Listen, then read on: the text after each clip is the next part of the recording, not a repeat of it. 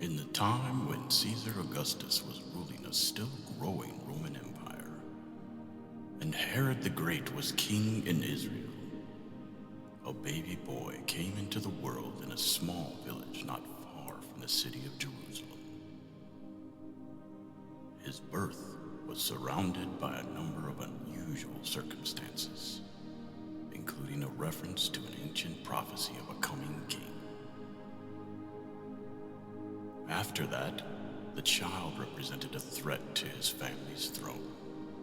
The brutal Herod killed all male children, aged 2 and under, in the area of that village called Bethlehem.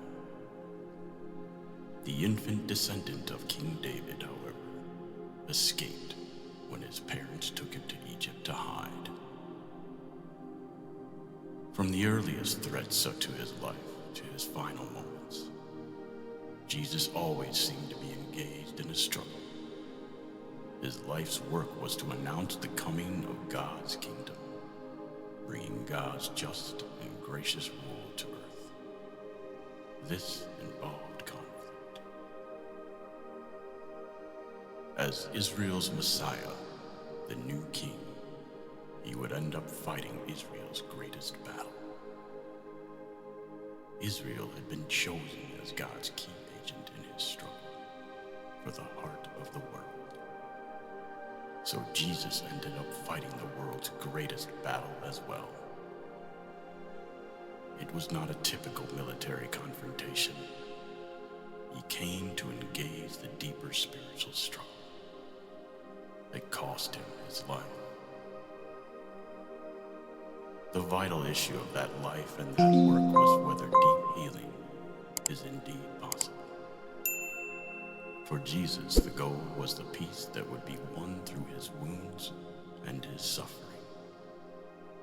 Peace for you and for the world. Healing for the world and for you. Jesus went out and looked for all the world like he lost his battle. The Romans put him to death as a wannabe king, an imposter.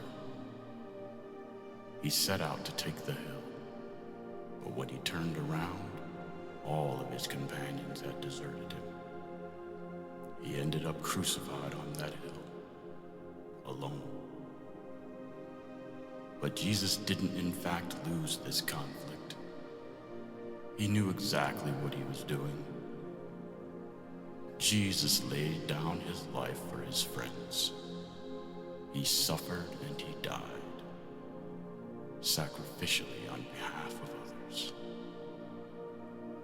Jesus was fighting against evil in a radical new way. He willingly gave himself up to the power of evil in order to take all its fury and pain and guilt upon himself. This evil has been wreaking havoc, ruining lives and people, lands and families all through history, including your history. After doing so much damage, this deep evil had at last been confronted and defeated.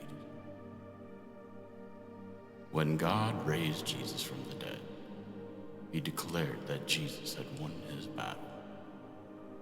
Jesus entered the dark tunnel, and then he came out on the far side of death with victory in hand. He stood alive on the earth again. This meant that Jesus was not a wannabe king, after all. He really was a king. In fact, he was the king, the world's true